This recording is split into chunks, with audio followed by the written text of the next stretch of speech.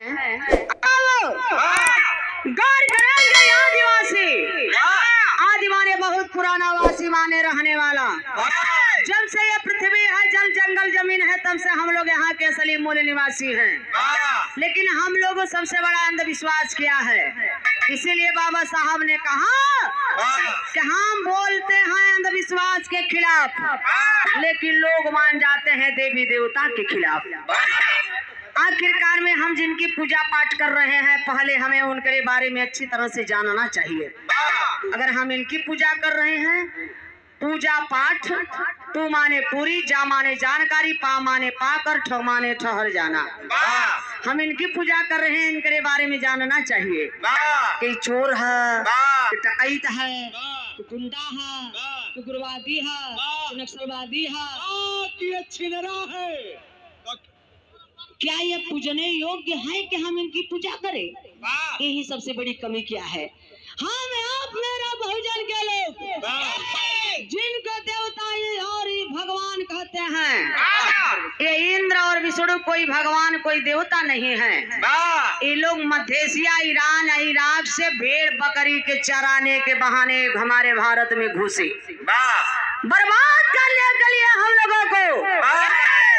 और हम लोग यहाँ के रहने वाले नहीं हैं, हम लोग सिंधु घाटी के रहने वाले। सिंधु घाटी विश्व के सबसे चढ़ी बड़ी सभ्यता सिंधु घाटी सभ्यता। जब इन्हें आक्रमणकारी आए भेड़ बकरी लेकर भारत में, तो इन्हें रहे कहाँ?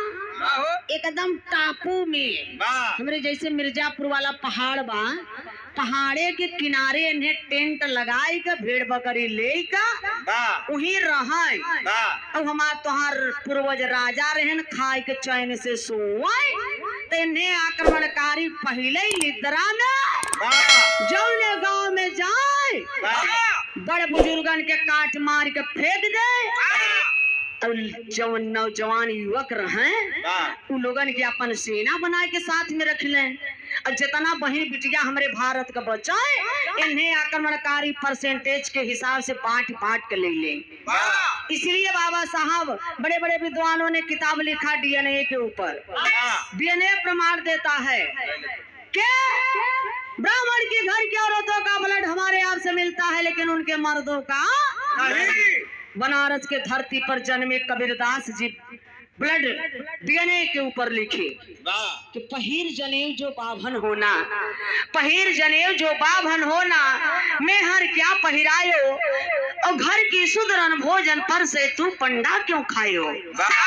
हम नहीं भैया, कबीरदास जी कहते हैं कि ब्राह्मण तूने गाय खाई लिया, जनेऊ पहन लिया, पक्का बाभन हो गया, और घरवा जन भोजनवा परोसता ओके ता पहनाया। इसीलिए कबीरदास जी इतनी अच्छी बात लिखे। और रविदास जी लिखे, रविदास जी लिखे, निगुड़ा ब्राह्मण न होई भला, निगुड़ा ब्राह्मण न होई भला, गुरुमुख भला चमार, और देवतन से कुत्ता भला, निज उठ भूकई द्वार। देवता रहे ने ए बाबू, गौर करेंगे बिरहा का हमार इतिहास ही शुरुआत भाई जहाँ से ये भाव पे याद रहने। तो आखिरकार में इस पूरे भारत में ये इंद्र ने दलबल सेना के साथ पूरे भारत में, जैसे बनारस, कलकत्ता, हरियाणा, पंजाब, दिल्ली, ऐसे ऐसे महानगरों को ये इंद्र कमीना ने 90 नगर को फूका। और जेके ना विश्वास हो जाकर ऋग्वेद में खोल के सवेरे पढ़ लिया, और ऋग्वेद में मंत्र सहित बतावत है, वो संस्कृत में लिखा बा, और वो विदेशी भाषा। संस्कृत में का लिखा बा? तीसरे मंडल का 12 सूक्त का 6वां मंत्र सहित बतावत है। इंद्र ज्ञानी नवदपुरे दास पत्नी रघुतमा साक में कम कर्मणा। एक मतलब कुछ पल्ले पड़ा नहीं तो सब पल्ले पड़ा। तो मिर्जापुर से सबके गरिया वही आई है। ए भैया, इसका मतलब इंद्र ने 90 नगर को फूका। 90 नगर के बीच में भारत के मूल निवासिनी शूद्र थी, रघुतमा नाम था।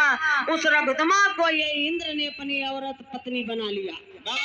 इन्हें आक्रमणकारी एक को मेहरारू लड़का लेके भारत में नहीं आए रहे इन्हें सारे कुल रणुए आए रहे। ए बाबू तो भारत का हमारे लोग रहन कैसन भाव मास्टर